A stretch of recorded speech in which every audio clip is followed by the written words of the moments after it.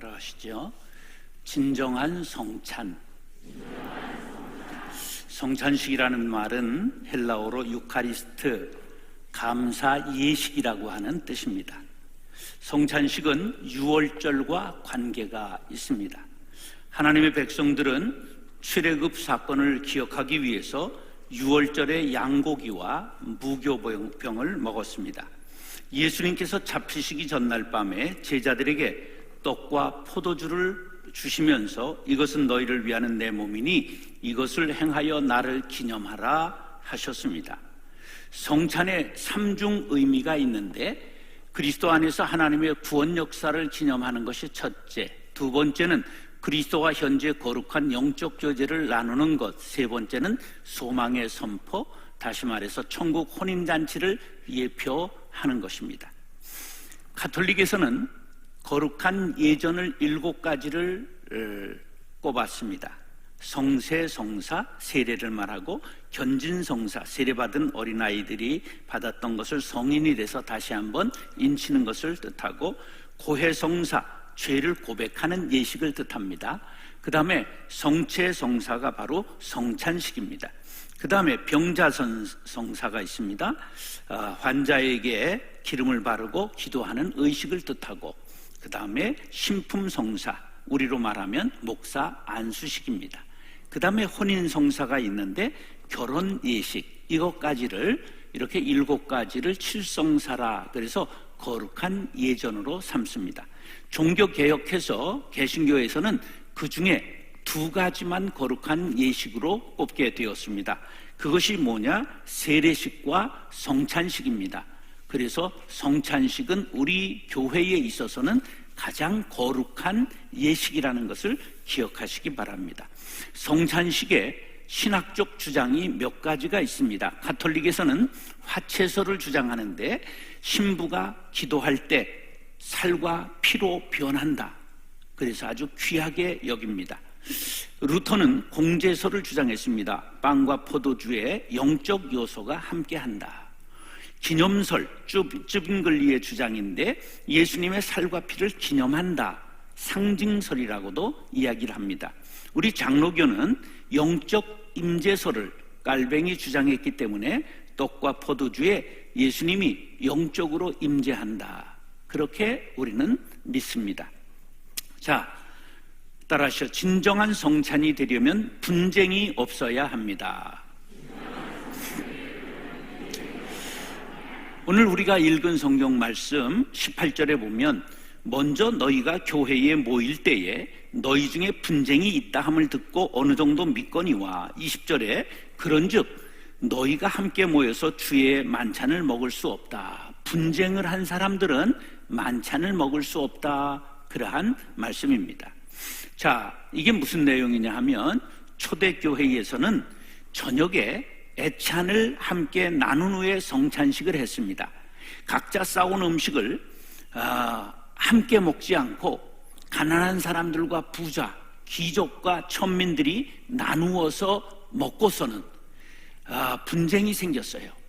가난한 신자들은 일을 늦게까지 노동하고 저녁에 왔는데 이미 귀족들은 자기들이 싸온 음식과 포도주를 먹고 거나하게 얼굴에 홍조를 띠고 취해 있었다, 그런 말이에요. 그렇게 되니까 와보니 먹을 것이 없었던 가난한 신자들의 불만이 높아졌습니다.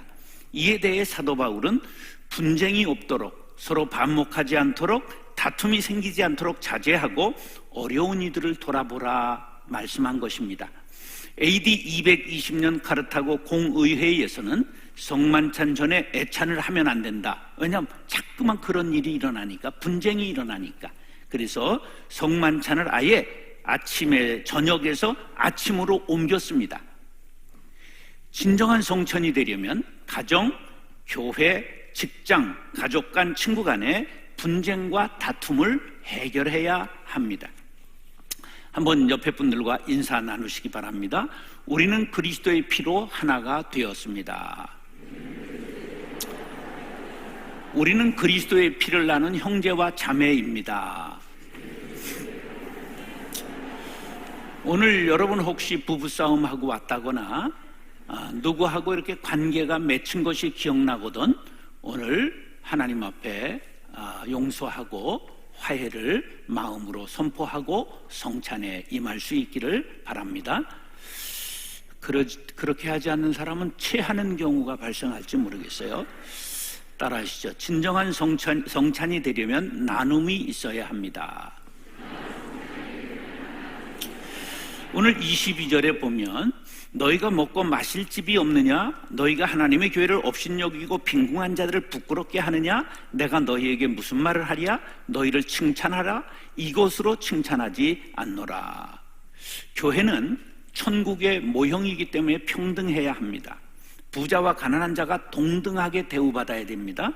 유식한 자와 배우지 못한 자가 동등해야 합니다. 그런데 당신은 계급사회였습니다. 귀족이나 노예나 동등하게 대우받는 것이 거룩한 빛 광성교회 될 수 있기를 간절히 바랍니다. 부자끼리 먹고 마시고 취해서 가난한 자들에게 위화감을 주고 모멸감을 준 것에 대해서 사도 바울은 엄하게 책망했습니다. 22절에는 이런 행위를 교회를 업신여기는 것이라고 말씀했습니다. 교회에서 약자를 업신여기는 것은 그를 위해 피 흘려 죽으신 예수님을 모욕하는 것이요 그의 피값 주고 산 교회를 업신여기는 결과를 낳게 되는 것입니다. 진정한 성찬이 되려면 사랑의 나눔이 실천되어야 합니다. 사랑의 나눔 있는 곳에 하나님께서 계시도다. 여러분들 꼭 사랑의 나눔을 실천하며 다짐하며 성찬에 참여할 수 있게 되기를 간절히 바랍니다. 따라하시죠. 진정한 성찬이 되려면 십자가의 사랑을 전해야 합니다.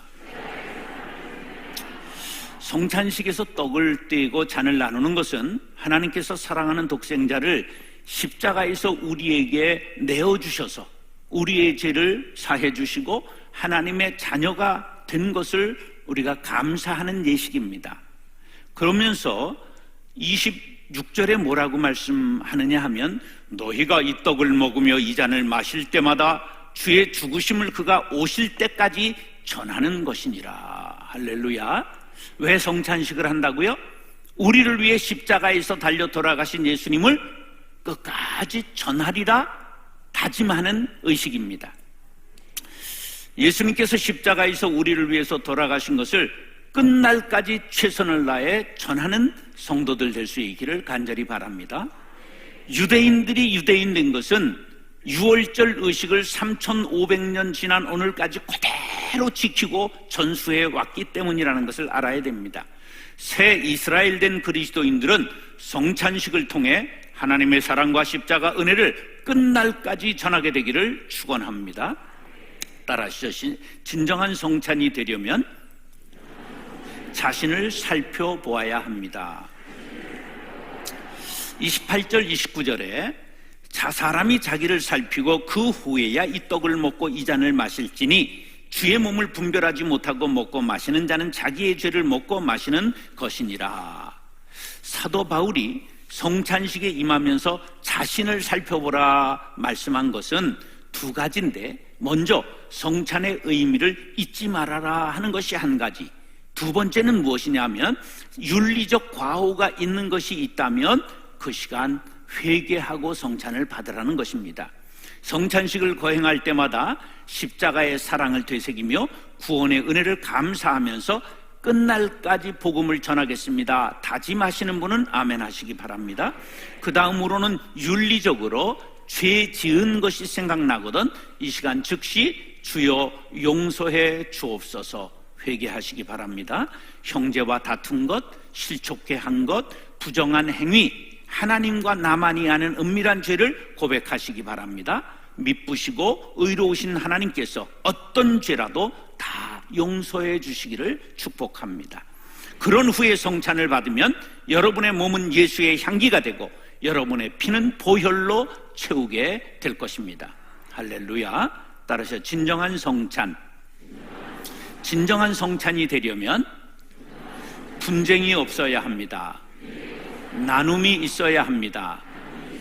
십자가의 사랑을 전해야 합니다. 자신을 살펴보아야 합니다. 하나님, 이 시간 진정한 성찬이 될 수 있도록 성령님 우리의 마음을 만져주셔서 막힘이 있으면 풀어주시고 나눔을 실천하리라 결단하게 하여 주옵시며 끝날까지 십자가 사랑을 전하리라 다짐하는 시간 되게 하여 주옵시며 자신의 윤리적 죄와 모든 것을 이 시간 보혈로 씻어 정케하여 주셔서 성찬을 받기에 부족함이 없게 하여 주옵소서. 예수님의 이름으로 기도드리옵나이다. 아멘.